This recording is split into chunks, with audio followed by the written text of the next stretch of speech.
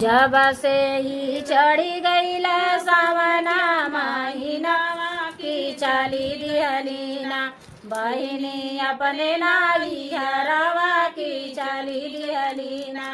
जब से ही चढ़ी गईला सावना महीना की चली दिहलीना बहिनी अपने नाली हरवा की चली दिहलीना। रखिया मिठाई बहिनी थारिया सजावली सजावले लगावे लगीना अपने भैया के तिलकवा लगावे लगीना अपने भैया के ही टिकवा लगावे लगीना।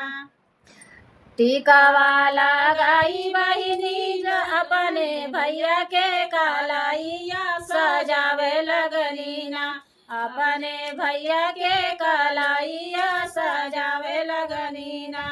नीला पीला सोहबई भैया के माथवा सोहावन लागेना हमारे भैया के कलाइया सोहावन लागेना।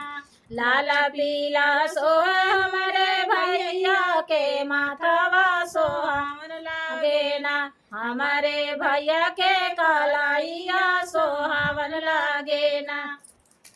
हंसी हंसी पूछ भैया अपना बहिनिया से कहोले बुना बहिनी राखी के बनैया हो कहोले बुना बहिनी राखी के बनैया की कहोले बुना।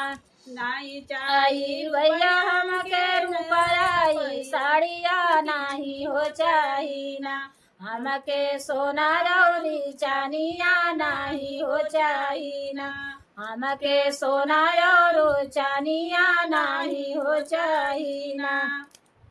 बनल रहे भैया बहिनी का नातावा हो चाहिना रहे मोरई बनल रहे बहिनी भैया के नातावाई हो चाहिना। एतना बचन भैया सुनहु ना पावला आशीष दियलना जिया लाख बरी सवाय आशीष दियलना जिया लाख बरी सवाय आशीष दियलना। हंसी हंसी प्यारी बहिनी दियाली आशीष मर रहेना मोरे भैया के लाला नवाया मर रहेना। हंसी हंसी प्यारी बहिनी दियाली आशीष भरल रहेना मोरे नैहरे कलोगवा भरल रहेना मोरे भैया के उमरिया मर रहेना।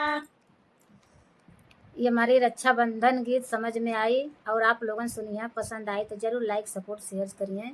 इस बहन का सपोर्ट आप लोग ज़रूर करिए।